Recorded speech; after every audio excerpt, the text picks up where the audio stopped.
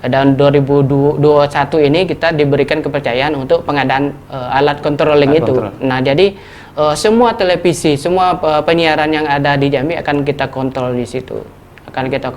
Nanti ada suatu ruangan khusus. Nah, di situ akan dipantau.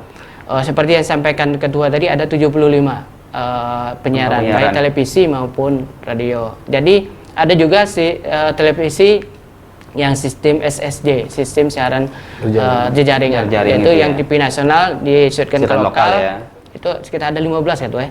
Ada 15 ya, sekitar 15 yang sudah mempunyai izin di provinsinya. Nah, ini kita juga akan memperhatikan ini, betul tidak mereka siaran di Jambi atau hanya sekedar memenuhi persyaratan sebagai SSJ saja.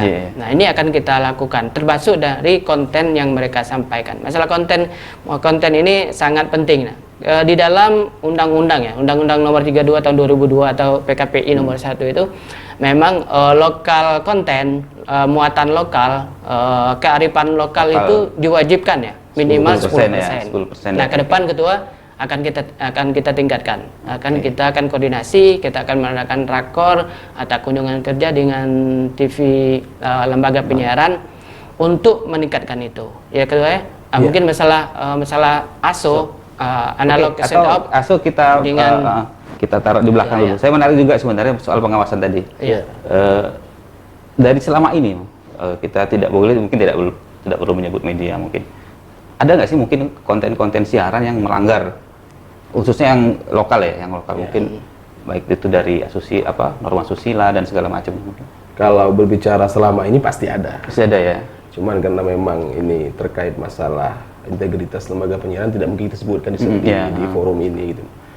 Ada beberapa siaran televisi yang memang pada periode kami terdahulu itu melanggar P3SPS, Pedoman Perilaku Penyiaran dan Standar Program Siaran. Lebih banyaknya kepada iklan sih, karena memang TV lokal kita jarang memproduksi siaran yang bersifat film segala macam, itu jarang. Maka memang dari segi iklannya gitu, dari segi iklan, dari segi penayangan jam, dari segi penayangan slot tempat gitu, itu yang banyak bermasalah.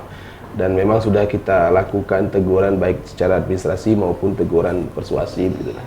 Karena memang kita pikir dia melanggar tapi tidak begitu fatal. Masih bisa kita perbaiki, kita tegur secara pendekatan persuasif. Kalau memang tidak bisa lagi, ya terpaksa dengan kita beri sanksi secara aturan yang ada gitu. Kalau radio sih pelanggarannya memang lebih banyak kepada slot iklan obat-obatan, kemudian pada saat pemilu kemarin. Karena memang secara pribadi jujur kita juga dilema terkait permasalahan ini. Bagi kawan-kawan penggiat radio, mau kita gobrak habis-habisan terkait masalah iklan obat-obatan. Kayaknya kita ketahui sekarang sudah jadi konsumsi publik bahwa memang kehidupan radio hari ini ya boleh dikatakan cuma bisa bertahan terkait permasalahan biaya produksi dari pemasukan iklan-iklan tersebut. Karena memang kita sudah masuk ke era digitalisasi itu. Artinya memang konsumsi masyarakat terkait masalah informasi itu beralih.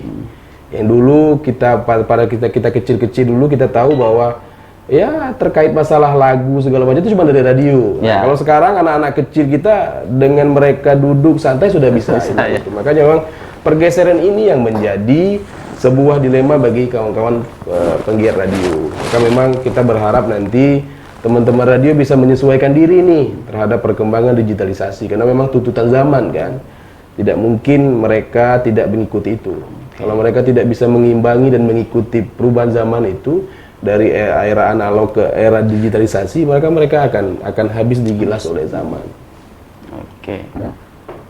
Sekarang Bang, misalkan ada masyarakat yang ingin menyampaikan laporan, keluhan terkait siaran itu ke KPID harus melapor kemana gitu Bang? Mungkin bisa sebut nomor kontak atau akun mungkin bisa? Ya baik, kalau dulu memang masyarakat melaporkan pengaduan itu memang langsung ke KPID.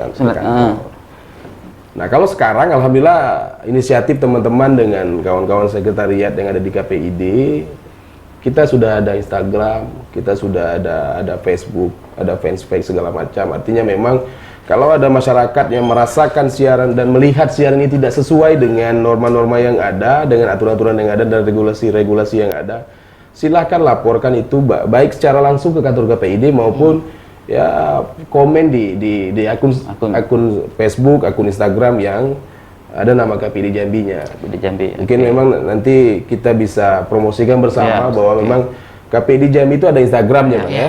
KPID Jambi. Apa akunnya, Bang? Provinsi Jambi ya. Prop Jambi. Artinya bisa nanti masyarakat silakan di follow itu supaya memang nanti bisa melihat informasi dan bisa menyampaikan terkait masalah pelanggaran-pelanggaran yang ada, supaya bisa meringankan cara mereka melaporkan lah. Artinya substansinya dapat, tapi mereka tidak susah untuk melaporkan itu. Kalau langsung ke kantor kita kan, kalau di kota dekat ya. jarak mobilisasinya. Kalau memang kayak di Bungo, di Kerinci, di Tanjabara kan susah. Ini kan terkait masalah jarak. Gitu. Nah, maka memang kita fasilitasi melalui media-media tersebut, medsos tersebut. Bang, lalu bagaimana dengan konten-konten lokal oleh siaran SSJ ya? Itu seperti apa? Kadang kalau saya lihat, mohon maaf, bukan kita maksud apa-apa, kadang siaran itu berulang gitu. Mereka tapi justru tidak produksi, ya produksi cuman sangat-sangat jarang gitu. Mungkin bisa, itu seperti apa, Bang, statusnya? Ya baik, statusnya memang secara undang-undang mereka wajib terkait masalah konten lokal itu.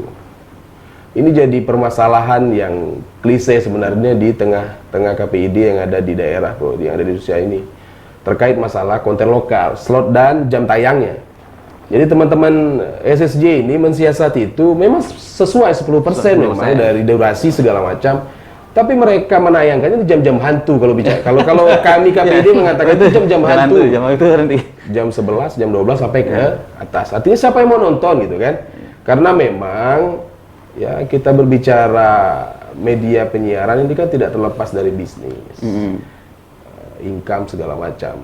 Kalau slot konten lokal karena kan terkena biaya produksi segala macam. Sementara daya tariknya kurang nih. Maka memang SSJ mensiasatinya supaya tidak ditegur KPI, dia bikin kontennya 10%. Tapi jam tayangnya tidak produktif. Nah, ini kan sebenarnya merugikan juga bagi kita yang ada di daerah. Ya. Mereka buat program, tapi kita tidak bisa menikmati apa programnya ini gitu. Karena jamnya jam hantu gitu. Sekali ada program cuman itu pun harus diulang-ulang ya. Sebenarnya artinya tantangan bagi pelaku industri siaran di sana untuk bagaimana memproduksi konten. Ya sebenarnya kan kalau memang teman-teman SSJ dan lembaga penyiaran ini bisa mensiasati itu, ini kan sebenarnya bisa jadi daya tarik. Nah, karena memang kita berbicara orang daerah, macam orang Jambi, orang Minang, orang Sumatera Utara, kan tidak mesti mereka ada di lokal, tidak mesti mereka ada di provinsi tersebut domisilinya. Mungkin ada yang di Jakarta, ini di Palembang segala macam. Nah, maka memang program-program konten lokal ini kalau bisa dikemas dengan baik, ini sebenarnya bisa jadi nilai tawar dan nilai jual juga bagi para penikmat televisi yang ada di Indonesia gitu. Nah, cuma memang ya mungkin teman-teman LP berpikir sudahlah, asal tidak ditegur oleh KPI dan KPID, kita muat konten lokal yang memang mereka mereka buat produksi sekali, habis itu nanti tayang-tayang berulang-ulang gitu. Kita secara aturan kita tidak bisa lagi menegur karena memang sudah sesuai 10% nih. Tapi secara gimana ya? Secara kejambian dan kedaerahannya ini gitu. Nah, kok slot program lokal itu ditayangkan tidak jam-jam produktif gitu. Yang menjadi penyebabnya apa gitu. Kemudian potensi-potensi daerah kita tidak mereka garap dengan semaksimal mungkin. Ya, kita tahu yang di program konten lokal itu paling cuman Candi Muara Jambi, Suku Anak Dalam, cuman itu. Potensi Jambi itu bukan sekedar itu sebenarnya kan. Ada Gunung Kerinci, ada Gunung Masurai, ada danau ini, danau itu, ya kan.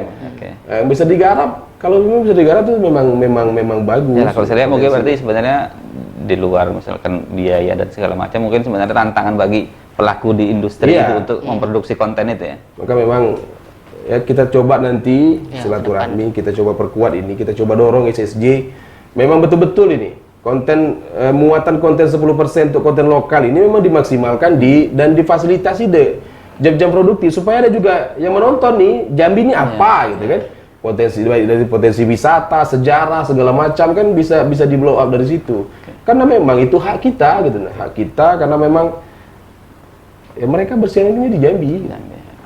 Mas Aldi mungkin ada tambahan? Ya mungkin kembali nama yang paling disampaikan Ketua, untuk masalah laporan ya, kita memang sekarang lagi mengaktifkan secara kelembagaan, secara keseluruhan. Kita akan sudah mulai mengaktifkan, mungkin masyarakat nanti bisa melaporkan langsung seperti disampaikan ketua tadi ke IG kita, ke akun Facebook kita. Nah, ke depan mulai sekarang kita juga akan membuat satu nomor call center. Nanti akan dibuat permanen. Nah, ke depan walaupun kita tidak ada lagi di KPI, lagi di KPI, tapi teman-teman ke depan tidak berubah lagi, nomor call centernya tetap satu gitu. Ini ke depan akan kita lakukan ini. Nah, kemudian untuk penguatan pengawasan isi siaran, kita juga nanti ke depan ini sudah kita rancang ya, akan melibatkan misalnya untuk menangkal radikalisme, kemudian kita melibatkan Majelis Ulama Indonesia, Nahdlatul Ulama, kemudian Muhammadiyah dan lembaga keagamaan lain. Nah, ini akan kita manfaatkan. Kemudian kita yang kembali ke ada program Ghost to Campus, kemudian Ghost to School. Nah, ini akan kita lakukan untuk sudah ada juga komunitas yang melakukan menawarkan kerjasama dengan kita untuk melakukan pengawasan. Kita menyebutnya di pemilu itu ada namanya pengawasan partisipatif. Nah, kita juga ke depan di KPI juga ada pengawasan partisipatif dengan melibatkan masyarakat, partisipasi masyarakat untuk terlibat langsung untuk melakukan pengawasan terhadap isi siaran ini. Nah, ini yang ke depan pemenahan seperti ini yang akan kita lakukan. Nah, kemudian terkait dengan isi siaran yang monoton itu sekali produksi sudah memenuhi kewajiban. Nah, ini akan kita kalau bahasa kasar bukan melototi, tapi akan kita lihat, akan kita perlu memang akan kita tegur. Kita mungkin memang di dalam undang-undang 10% yang sampaikan ketua, tapi ke depan kearifan lokal ini, potensi lokal yang dimiliki Provinsi Jambi termasuk di 11 kabupaten kota ini mungkin bisa diangkat. Nah, potensi inilah yang ke depan akan kita dorong kepada lembaga penyiaran untuk melakukan ini. Apalagi sebenarnya ini sangat luar biasa SSJ ini. Jadi TV nasional bisa ada siaran lokalnya. Nah, ini potensi lokal nanti akan kita sampaikan untuk memperbanyak muatan lokal. Tidak satu program itu diproduksi itu saja yang disampaikan. Ini yang ke depan akan kita dorong. Oke, selanjutnya mungkin kita akan beralih ke soal ASO tadi. Iya.